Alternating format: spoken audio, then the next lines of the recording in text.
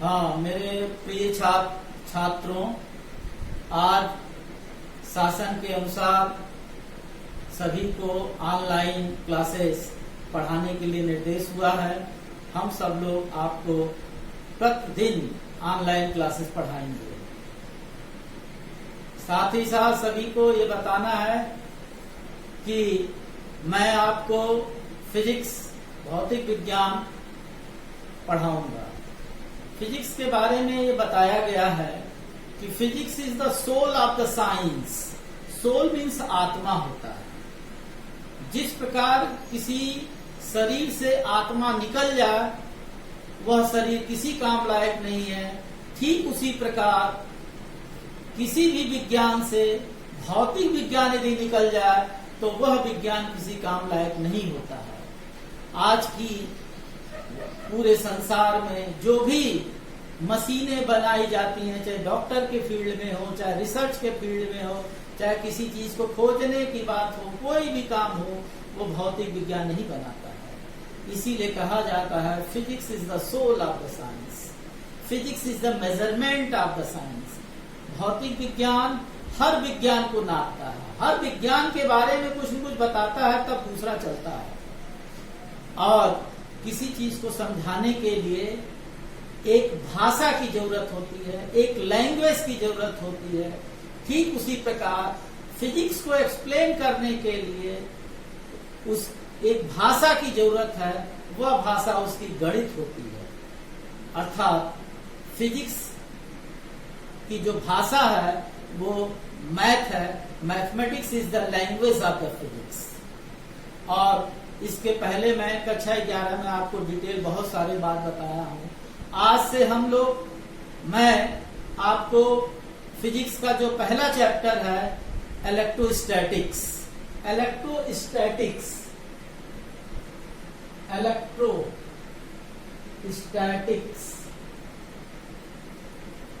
इस इलेक्ट्रोस्टैटिक्स में दो शब्द है। एक है इलेक्ट्रो और दूसरा शब्द है स्टैटिक्स। इलेक्ट्रो का मतलब होता है चार्ज। चार्ज को हिंदी में आवेश कहते हैं।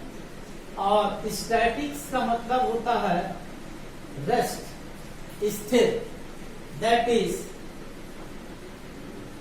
Charge due to rest. जब कोई आवेश स्थिर है, उस स्थिर आवेश के कारण जो जो घटनाएं होती हैं उनका जो अध्ययन करते हैं वो हमारा स्थिर वैद्युतिकी, इंग्लिश में इलेक्ट्रोस्टैटिक्स कहते हैं। इलेक्ट्रोस्टैटिक्स भौतिक विज्ञान का एक ब्रांच है, एक शाखा है, जिसमें हम स्थिर आवेश के घटनाओं का अध्ययन करते हैं। जैसे जब कोई स्थिर आवेश स्थिर है, उस स्थिर आवेश के कारण उनके बीच आकर्षण बल भी होता है या प्रतिकर्षण बल भी होता है। इसका मतलब हमें आवेश के कारण बलों का अध्ययन करना होगा, जो बल उत्पन्न होता है। फिर इसी आवेश के कारण एक क्षेत्र, एक फील्ड क्रिएट होता है, जिसको हम लोग वैद्युत क्षेत्र कहते हैं। इसी आवेश के कारण विभव उत्पन्न होता है और हम सब लोग जो है विभव के बारे में पढ़ेंगे।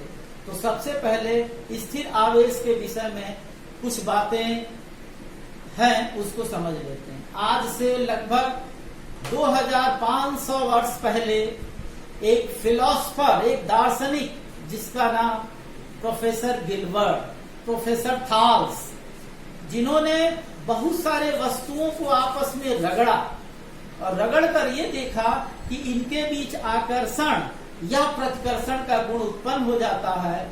उन्होंने कहा कि ऐसा होता है, परंतु उन्होंने ये नहीं बात बता पाई ऐसा क्यों होता है, कैसे होता है, इसकी कोई जानकारी नहीं बताई। लगभग 200 साल बाद दूसरे एक दार्शनिक, जिसका नाम है डॉक्टर गिलबर्ट ने फिर देखा कि बहुत सारे वस्तुओं को जब आपस में रगड़ते हैं तो उसमें आकर्षण का गुण या प्रतिकर्षण का गुण उत्पन्न होता है। उन्होंने इसी गुण का नाम आवेश रखता है, charge. That is the when two bodies rub to each other, there is a attracting or repulsive force in between them. This phenomena is known as the charge. So we can start. What is the charge? ये charge की old concept थी। अब इसके बाद हम लोग जब आगे चलेंगे तो चार्ज की बहुत सारे को कॉन्सेप्ट में लेंगे।